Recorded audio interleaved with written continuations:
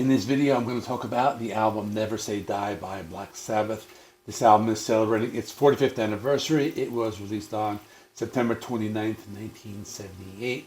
This was the last album with Ozzy Osbourne until 13 from 2013. There was a lot of drama going on with this band. They were not getting along at all. So in this video, I will talk about a lot of that, what was going on behind the scenes, what's going on with the band, and the making of the album, and I'll also go over the songs. This is their 8th studio album. One of the problems with the recording of this album is that all the members were using a lot of drugs. You might not know this, but Ozzy Osbourne quit the band for a short period before this album was recorded, and he was replaced by Dave Walker, who was previously in Fleetwood Mac.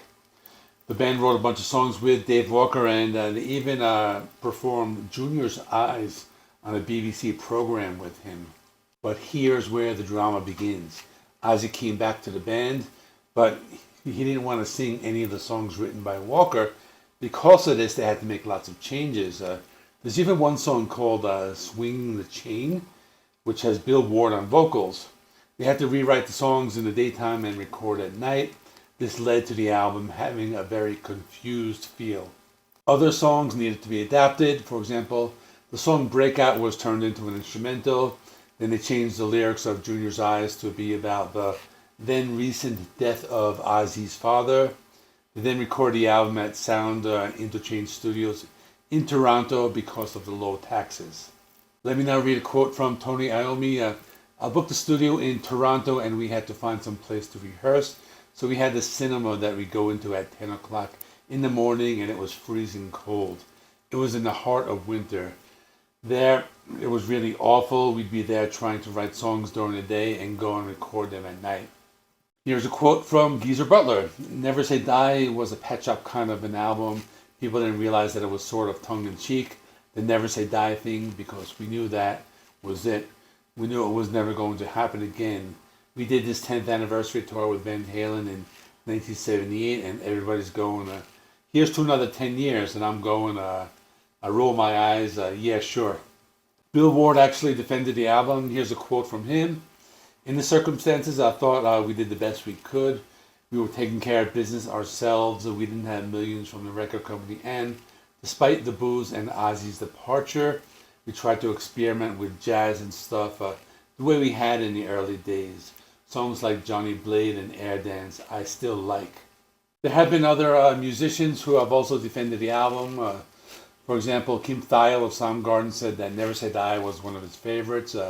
Megadeth did a cover of the title track Never Say Die for the Nativity in Black 2 tribute album, and he said, the simplicity of Iommi's style makes this rhythm progression one of my all-time favorites. Fast, classic, English riff stylings with a climactic arrangement. Also, Andy LaRocque of King Diamond said that this album was one of his influences for the album Sleepless Nights of King Diamond, of course. Let's get into the album now. The album has 9 songs, 4 on side A and 5 on side B, with a total runtime of 45 minutes.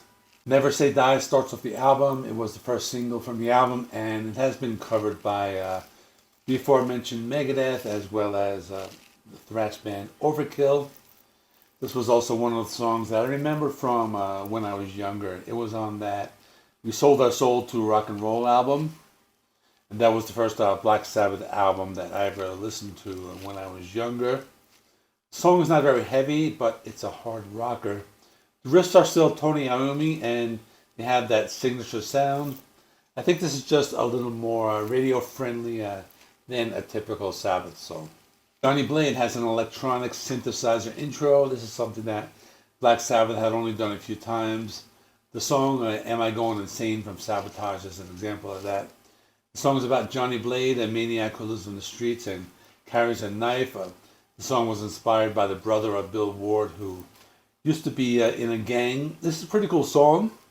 The synthesizer makes it sound more like a prog song, but it's another hard rocker. There are still some cool guitar riffs by Tony Iommi. Junior's Eyes is about Ozzy's father, as I mentioned before. The song is from the point of view of a child trying to cope with the death of his father. The song has a very distinct bass guitar sound, which gives it a jazzy feel, and it also sounds a lot like the hard rock of the 70s. This is a very catchy song, and the drumming is also very good. Tony Iommi uses some cool guitar effects on the song as well. I think it's a phase shifter. It gives the guitar a distinct tone. The guitar solo was also cool. It has a very spacey and futuristic feel.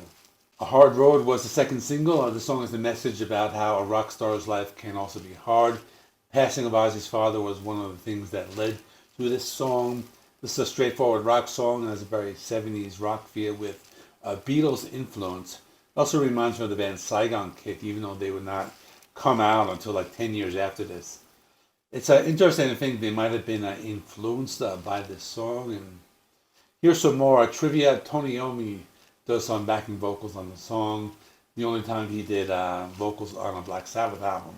Shockwave reminds me of a mix between Black Sabbath and Kiss. It has that 70s rock sound in the guitar riffs, and the song also sounds kind of raw. The chorus is catchy, and the song also had a little bit of that darker tone that the band is known for.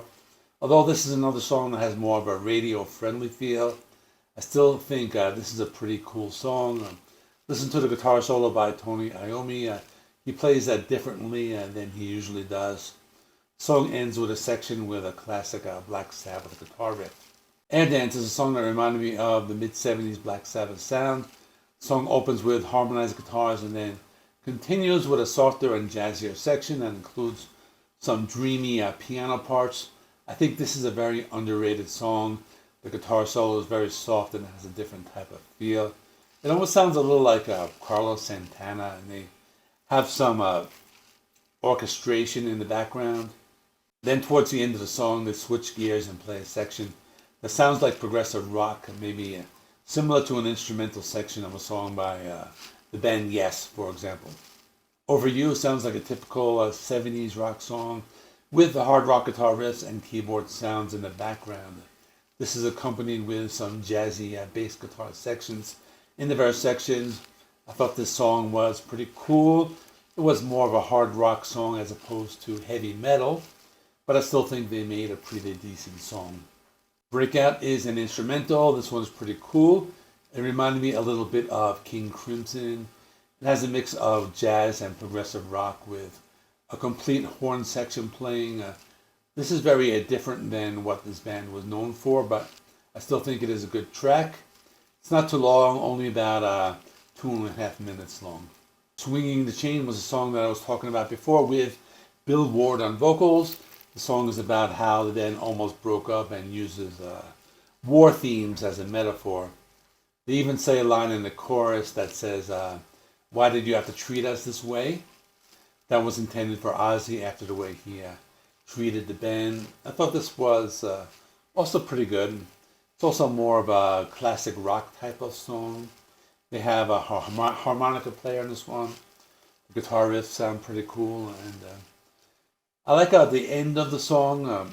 So in conclusion, I think this album is much better than I remember. I know this album, as well as Technical Ecstasy, are not always regarded as like one of the better ones. They're kind of seen as weaker albums from the first Ozzy era, but I would say this is better than Technical Ecstasy in my opinion. For me, the first side of the album is solid. All 4 songs are killer.